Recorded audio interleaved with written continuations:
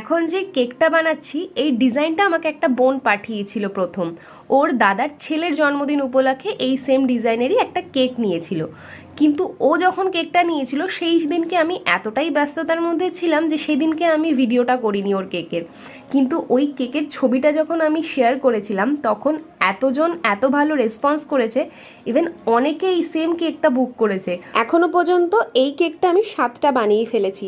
তার মধ্যে প্রথম যে দুটো কেক বানিয়েছিলাম সেই দুটো কেকেরই এখানে ছোট ছোট করে আমি ক্লিপ অ্যাড করেছি, আর এই দুটো কেকই ছিল বাটারস্কচ ফ্লেভারের। আরেকটা কথা, রিসেন্টলি একটা দিদি তার পরপর দুটো অকেশনে এই সেম কেকটাই নিয়েছে, মানে তার এই কেকের ডিজাইনটা তার এত ভালো লেগেছে যে পরপর দুটো অকেশনে এই একই কেক নিয়ে গেছে।